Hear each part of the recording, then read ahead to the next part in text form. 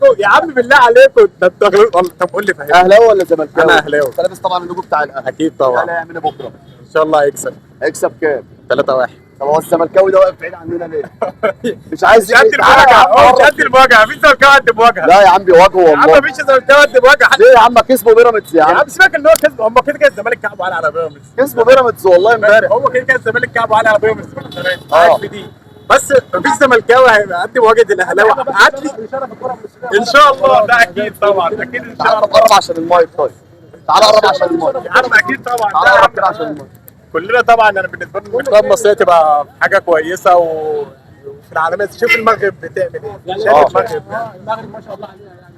لا، ان شاء الله الاهلي هيكسب 3-1 3-1. باذن الله. الزمالك هيكسب كام؟ ان شاء الله 2-1. 2-1 للزمالك. مين اللي هيجيب الاجوان؟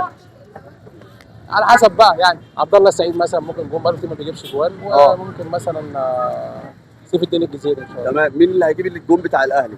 يعني اهلي؟ اه. لا، في كتير ممكن يجيبوا جوان بصراحه، في تريزيجيه، في زيزو. يعني كده الاهلي مش هيجيب وفي جول واحد بنتايج. بقى. لا يبقى انت لا، يجيبوا 3-1 الاهلي هيكسب. يبقى كده 3-1 الاهلي يكسب. يجيبوا واحد بس يعني. ان شاء الله. مين اللي هيجيب الاجوان بكره؟ ان شاء الله 2 زيزو وواحد بن شرقي. 2 لزيزو اه. وواحد لبن شرقي. اه ان شاء ما نفسكش الله. امام عاشور كان يلعب او يشارك؟ اكيد طبعا، اكيد يا باشا. ده حته الجوهره بتاعتنا يا ده. عيني. اكيد والله العظيم يا نفسنا فيه، والله العظيم باذن الله هيرجع احسن من الاول كمان. ان شاء الله. ان شاء الله.